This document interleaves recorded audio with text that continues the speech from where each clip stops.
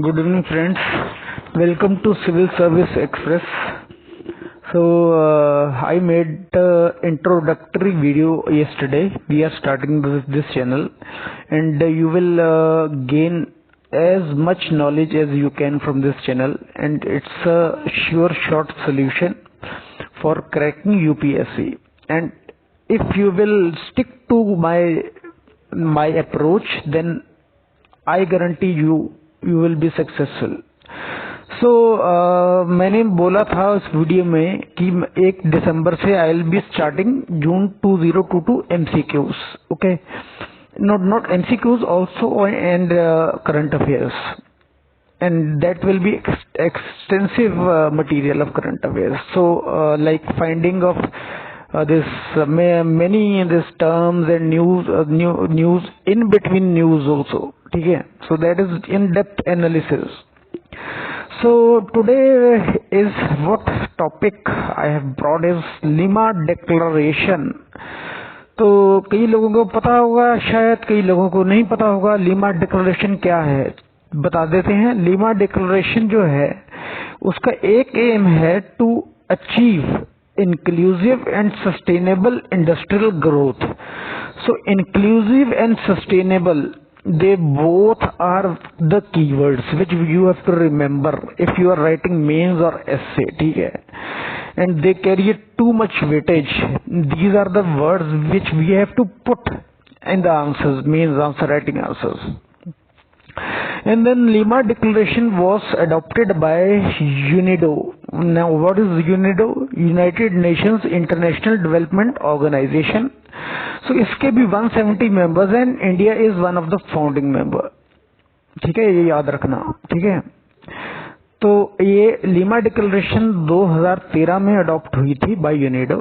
ठीक है, और यूनिडो के सेंटर्स हैं कुछ जो they are being revamped in Delhi as ICISD. So what is ICISD? International Center for settlement of investment disputes tribunals.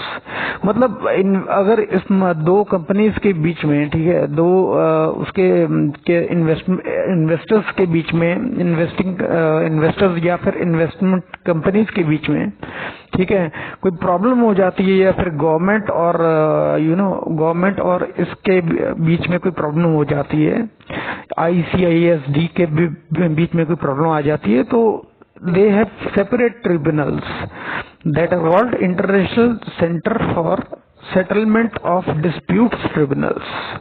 So here the grievances are this addressed. So now we will try to know what is this UNIDO's role in India.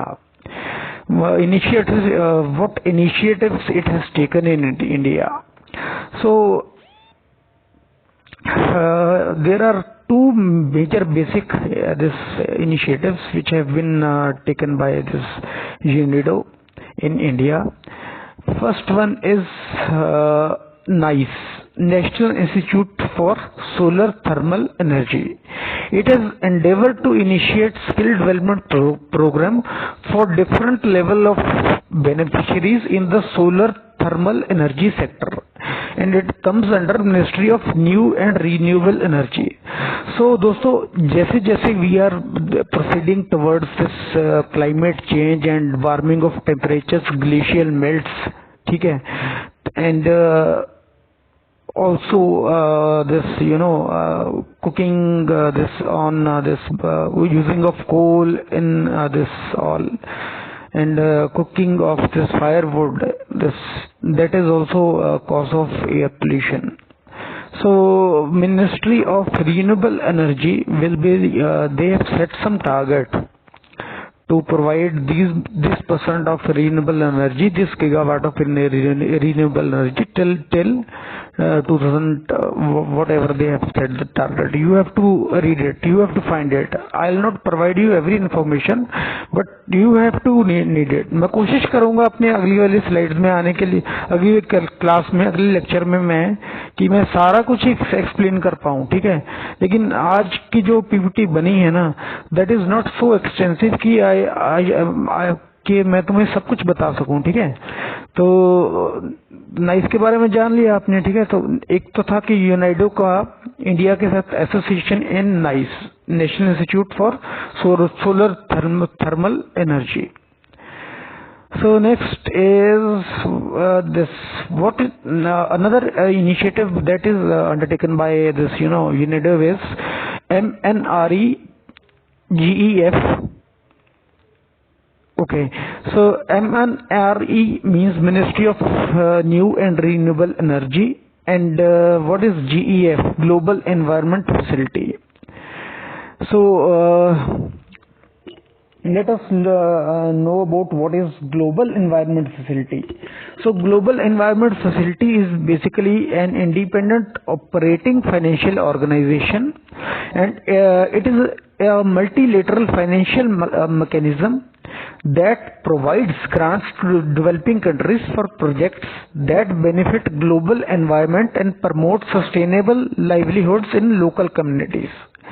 So GEF एक ऐसी multilateral financial mechanism है GEF, जो कि developing countries में projects के लिए finance provide करेगा, which will promote sustainable livelihood in local communities, ठीक है। तो it was set up as a fund under World Bank in 1991। तो 1991 के में ये under World Bank as a setup हुआ था, Global Environment Facility. So it was this this global environment this facility was restructured during 1992 Rio Earth Summit, and it was moved out of World Bank system. Then it became a permanent separate institution. First it was under World Bank, then in 1992 Rio Earth Summit it became a permanent separate institution. So अभी मैं रियो अर्थ summit के बारे में भी पढ़ा सकता हूँ, लेकिन वो फिर मैंने स्लाइड नहीं बनाई, वो उसके हिसाब से स्लाइड बनाऊंगा और फिर और पढ़ पाएंगे, ठीक है। तो उसके बाद आ गया हमारा नेक्स्ट आ गया है this what are the major partners in this जो मैंने डिक्लेरेशन लीमा डिक्लेरेशन की बात की है, इसमें Ministry of New and Renewable Energy का आ जाता है, ठीक है। इसमें Government of India Renewable Energy Development Agency आ जाता है, National Institute of Solar Energy आ जाता है, and one thing more which I forgot to tell you that it was formed by international organization. It was formed under International Organization of Supreme Audit Institutions.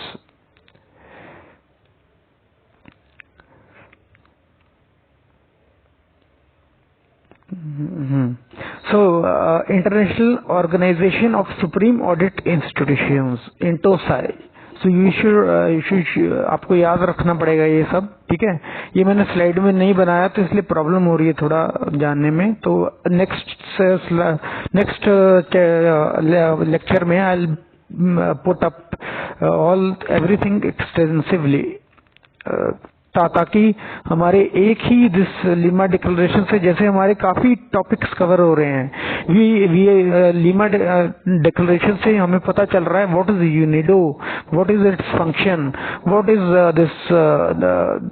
This initiatives which the UNIDO is taking with India, and this there are various things we get to learn from this a simple topic, that is Lima Declaration.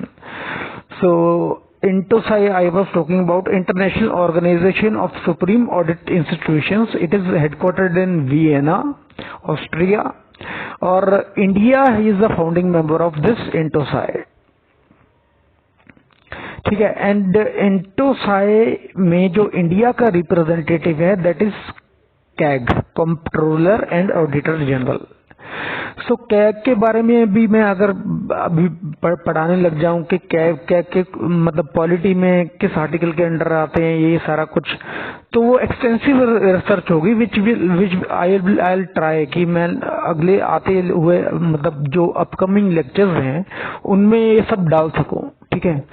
तो इसके साथ ही यार उम्मीद करता हूँ कि जितनी मैंने बनाई है, मेरी मेहनत है पहली, माय हार्ड वर्क जो I have put in and one of my friend, so इससे आई थिंक आपको काफी कुछ सीखने को मिलेगा लिमा डिक्लेरेशन से, और मे बी ये आ भी सकता है, it can also come in exam because it talks about sustainable and inclusiveness, ठीक है। और अपनी गवर्नमेंट तो every day we find this word in this newspaper, sustainable and inclusiveness also.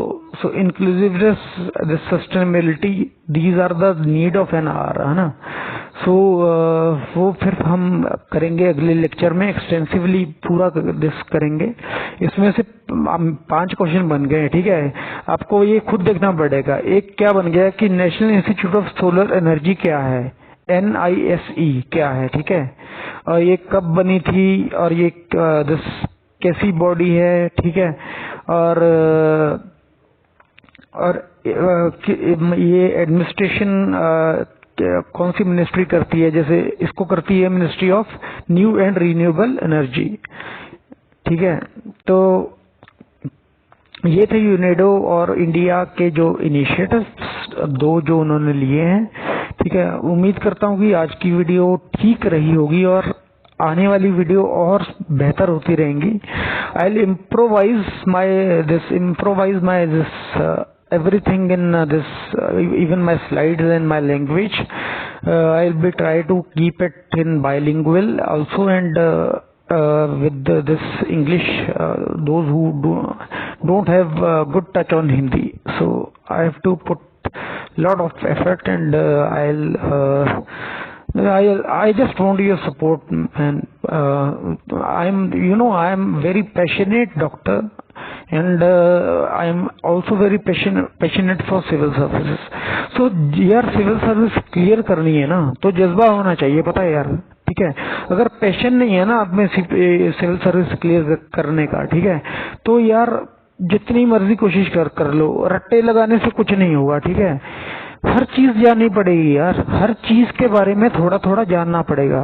कोई मुश्किल काम भी नहीं है यार, एक टॉपिक उठा लो दिन का, एक पॉलिटिक का उठा लो, एक उठा लो एनवायरनमेंट का, एक उठा लो इकोनॉमी का, एक topic you can pick from this polity also. So you can use it in current affairs, and you can use it in this international organizations, जो भी अगर मेंस में कोई ऐसा क्वेश्चन आता है तो, ठीक है। तो इसके साथ ही फिर मैं चाहता हूँ कि आप ये वीडियो लाइक करें और हमारे चैनल को सब्सक्राइब करें, and with that I say goodbye to you and good night, शब खैर। और कल मिलते हैं एक नए लेक्चर के साथ, ठीक है। वो भी ऐसा ही होगा जैसे लिमा डिक्लेरेशन है, जो हमें जिसके बारे में वी न्यू वेरी लेस, ठीक है। So tomorrow I will bring such topic too. So thank you my dear friends.